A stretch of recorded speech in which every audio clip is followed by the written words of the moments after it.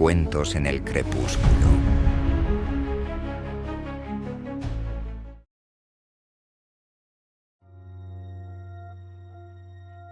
En un remoto pueblo al pie de la montaña, conocida como La Murmurante, el crepúsculo era un momento lleno de magia y misterio. Cada tarde, los habitantes se reunían al borde del lago Espejo para contemplar cómo el sol se desvanecía detrás de las cumbres. Pero cuando los últimos rayos de luz tocaban el agua, un silencio inquietante caía sobre el lugar, tan profundo que parecía devorar incluso los sonidos más diminutos. Pocos hablaban abiertamente de lo que sucedía después de la puesta del sol. Los ancianos del pueblo advertían que las sombras que aparecían al caer la noche no eran simples fenómenos naturales. Decían que en el crepúsculo se abría una grieta entre mundos, y algo del otro lado observaba con ojos ansiosos. Sofía, una joven pintora que había llegado al pueblo en busca de inspiración, no creía en esas historias. Era racional, escéptica y valiente. Había oído rumores sobre el misterio del crepúsculo cuando alquiló una cabaña cerca del lago, pero asumió que era solo folclore local para atraer turistas. Sin embargo, esa primera tarde en el pueblo, algo despertó su curiosidad.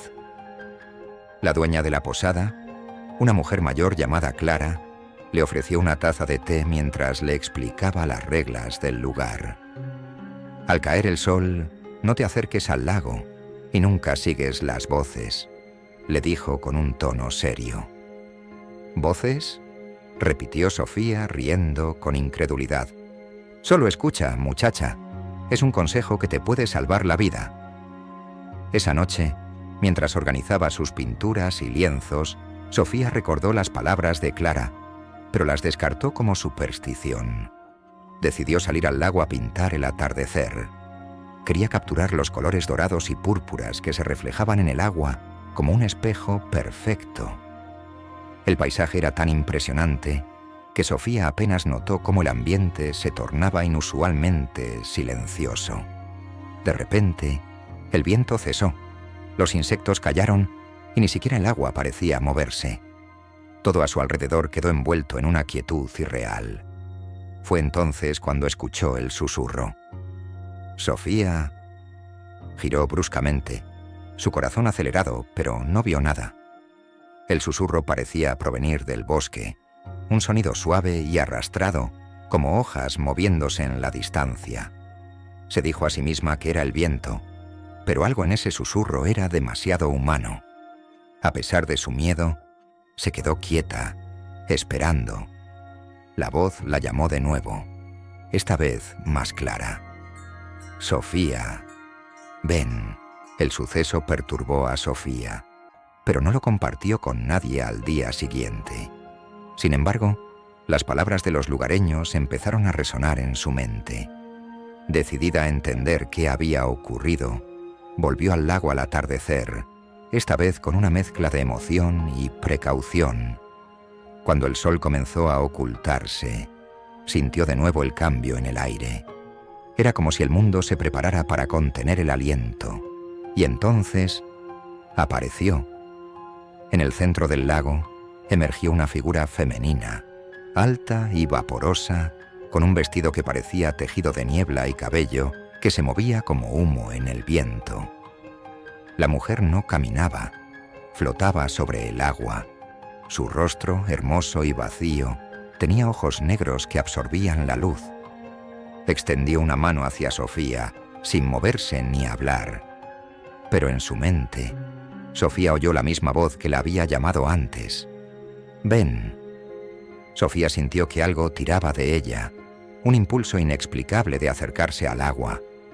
Su cuerpo parecía moverse por sí solo, pero en el último momento recordó las advertencias de Clara. Reunió todas sus fuerzas para retroceder y salió corriendo hacia el pueblo. Al día siguiente, decidió confrontar a Clara y exigirle respuestas. «Vi algo en el lago, Clara. Era una mujer o algo parecido. Me llamó». «¿Qué es?». Clara suspiró. su rostro marcado por la preocupación. La llamamos la guardiana del crepúsculo.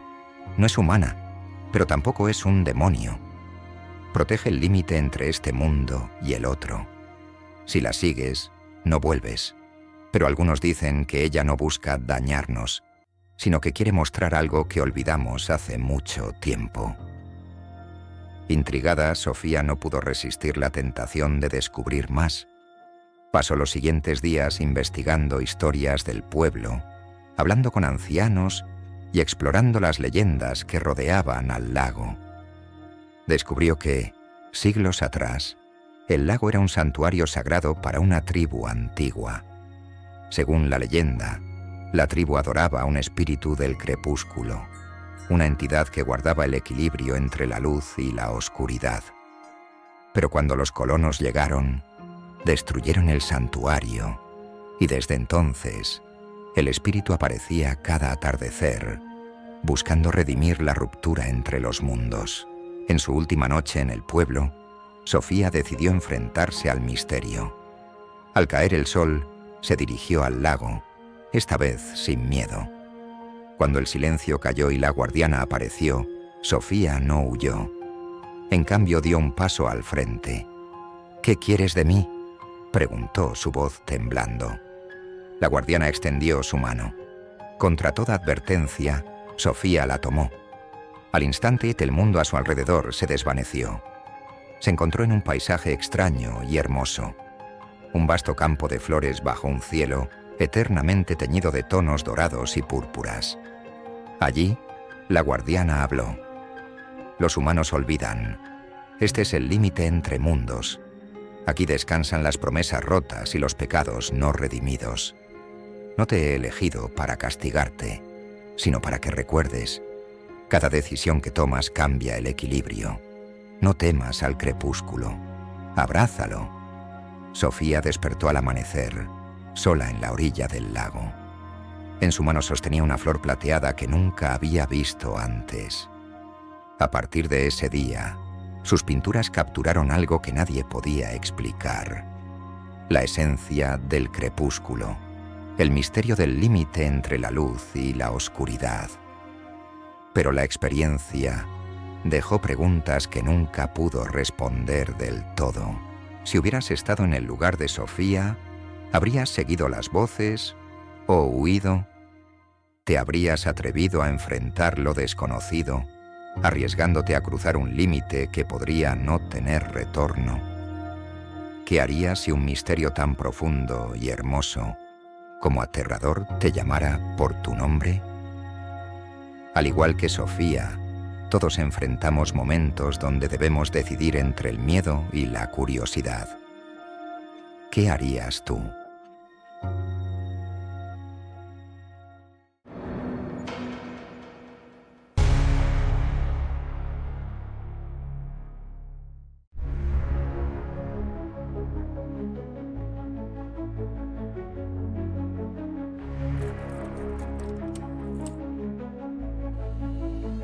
Cuentos en el crepúsculo.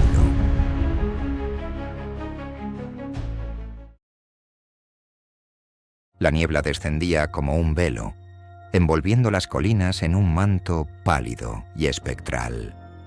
Los contornos de los árboles se difuminaban en la distancia, como si fueran fantasmas atrapados entre el tiempo y la memoria.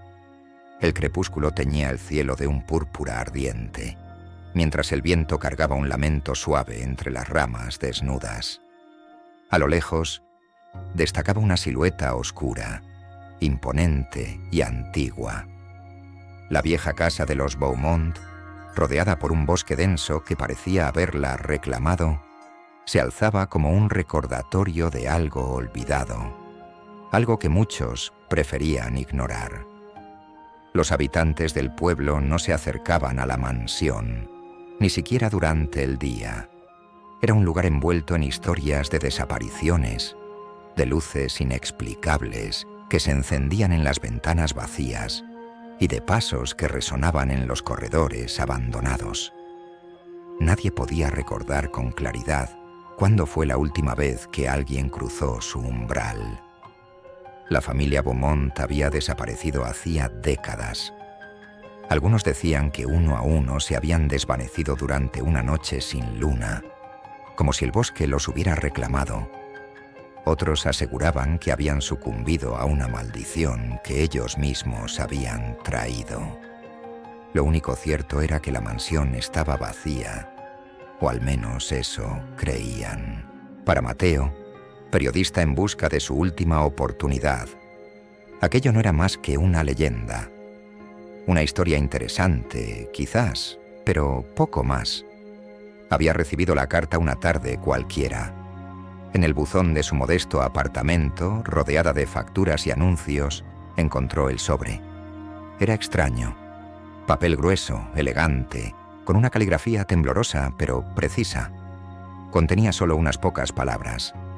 Dentro de esta casa se encuentra lo que cambiará tu vida para siempre. Atrévete. No todos reciben esta invitación. Estaba firmada con una sola letra. B. Mateo leyó y releyó el mensaje. Algo en aquellas palabras lo inquietaba y lo intrigaba a partes iguales. La promesa de un cambio, de algo que alteraría el curso de su vida. Lo atrapó. Había perdido casi todo persiguiendo historias, amistades, vínculos familiares, incluso su prestigio como periodista. Todo por perseguir la gran exclusiva que nunca llegaba. Quizás, pensó, esta carta era su destino. Al día siguiente, tomó el tren hacia el pueblo. Cuando llegó, el sol se desvanecía en el horizonte y las sombras parecían alargarse como garras sobre la tierra. La mansión Beaumont se alzaba, más intimidante de lo que había imaginado, con su fachada cubierta de musgo y las ventanas reflejando el último brillo del día. Mateo sintió un escalofrío, pero continuó avanzando. La puerta principal, hecha de madera pesada y desgastada, cedió con un quejido que resonó en el silencio. Al entrar, el aire estaba viciado, cargado de humedad y abandono. Las paredes del vestíbulo estaban decoradas con retratos antiguos de la familia Beaumont. Sus ojos pintados, oscuros y penetrantes, parecían seguirlo mientras avanzaba con pasos cautelosos. En el centro de la sala principal había una mesa redonda, y sobre ella un único objeto, un reloj de bolsillo dorado. Su diseño era exquisito, con grabados intrincados que parecían formar un laberinto sin fin. Mateo lo tomó entre sus manos, sintiendo una extraña calidez que contrastaba con el frío de la habitación. Al abrirlo, lo que vio lo dejó helado. Grabado en el interior del reloj estaba su propio nombre. Antes de que pudiera procesar lo que veía, escuchó algo. Un sonido apenas perceptible al principio. Pasos, suaves pero firmes, provenientes del piso superior. Mateo alzó la vista, su linterna parpadeando mientras un sudor frío comenzaba a cubrirle la frente.